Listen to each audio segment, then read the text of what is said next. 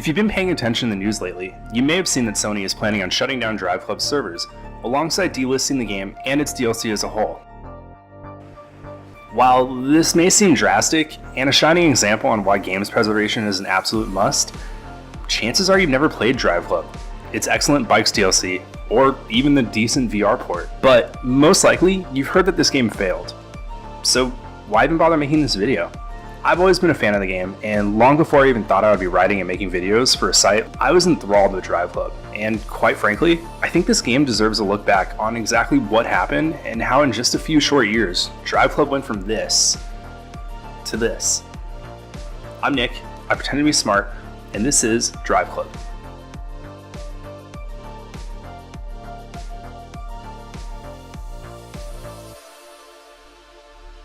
What was once the Forza killer, and for many, the first real glimpse into what the next generation of gaming could look like, Driveclub really had promise. The team-based racer was set to bring the simulation and realistic racing physics of Sony's flagship racer, Gran Turismo, with the ease of entry and community you would find in a more accessible team-based arcade game. Basically, Call of Duty, but driving. So, to put it simply, Driveclub was going to be a social platform for racing that anybody with a PS4 and PS Plus could play. The idea was ambitious at the time, and the game had been worked on for over 10 years. So now we have a game that looks incredible by today's standards, features a robust roster of supercars and hatchbacks, it was built around a friendly online experience, and was even going to be free for PlayStation Plus users at launch. But now at the time of this video, Driveclub, its DLC, and the VR counterpart is going to be nuked from the PlayStation Store forever. So what happened? Before we get into sales figures, delays, and the general reception of the game itself, let's talk about how the game looks. There's no argument against Driveclub's visual fidelity, and even after 5 years, it's still one of the best looking titles on the PS4. Now, one thing to know about racing games is that it's always been a great way to show off new tech and hardware. This is due to the game not really needing to render as much on screen as something like this. And while this may make Driveclub seem like nothing more than a launch title, built to move consoles in the first few months, there's a level of detail and appreciation that not many games have. Yeah, I know, it runs at 30 frames per second, but the sense of speed is still there. While it's common knowledge that the developers behind Gran Turismo and Forza go all out with the details of their game's cars, Driveclub is one of the few racers that brought that same attention to detail and design to everything happening outside of the automobile. From the realistic flares bouncing off your windshield to the drops of rain that scatter when you make a tight turn during a storm, Driveclub is one of the most astounding recreations of a cinematic racer. Yeah, I get that the term cinematic is overused, but just go with me for a minute. While this game looks incredible, it still looks like, well, a video game.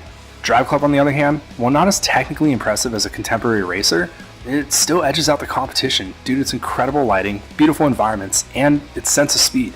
Look, I know that it runs at 30 frames per second, but it still feels really fast. But visuals can't be everything in a game that was meant to be a new milestone in the PlayStation library. So, let's talk about its flaws. To put it simply, Driveclub was too ambitious. So while the term live service is something we hear all too much these days, back in 2012, this is something that really hadn't been done in the console space yet. So just to be clear, Driveclub is totally functional offline. And in fact, I've clocked most of my time with the game over the past few years offline. Even with my never-ending optimism, it's clear that Driveclub was never meant to be fully experienced with the cord cut. Driveclub is built to be an online service of sorts. A social hub for friends to get in their dream exotic cars and in almost Call of Duty style, defeat other players and clubs online. This would earn your club experience points and eventually unlock cars, decals, and other carrots on a stick that we're used to by now. The problem is that this requires people to log in, join a club, and coordinate online events with members of their team to get the full experience. While I can only say I've done this once or twice, and while it was pretty fun and it brought me back to the days of playing Initial D in my hometown mall, it was never implemented that well. And the game was never really popular enough to make this a standard thing. Sure, I can go on Reddit and find a group, but that kind of defeats the purpose of the game. And it's definitely a chicken and the egg sort of thing. You need people playing your online co-op arcade racer to make it an online co-op arcade racer. But when no one is playing your online co-op arcade racer, nobody's going to pay $60 to play your online co-op arcade racer. But wasn't the game free for PlayStation Plus members? Back when the game was revealed, it was set to be the first AAA PlayStation Plus offering. PlayStation Plus members will get immediate free access to Driveclub PS Plus Edition as part of the Instant Gamers collection. For those who don't remember or cared back then, people were wondering what Sony could offer. And eventually when the game itself launched, instead of this, we got this. So what the hell happened? As I stated earlier, Driveclub was set to be the first free game on the PS4 version of PlayStation Plus. While a driving game isn't for everyone, having a free online-centric AAA title at launch to play alongside Assassin's Creed 3 and the best Call of Duty game ever made would have been pretty nice. Instead, a few weeks before launch, Driveclub was delayed until early 2014.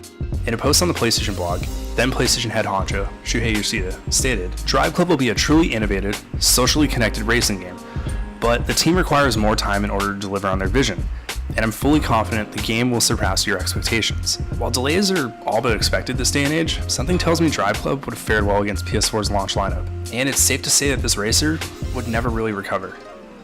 The launch window delay is definitely not a good thing, but that wasn't the end of their woes. Driveclub would eventually get delayed again, into the fall of 2014, due to a technical problem with the game's live features and dynamic menu systems, as well as the game needing to scale down from 12-player clubs to a, quote, tightly knit 6-player club. But the game's launch and delay would quickly become the least of Driveclub's woes.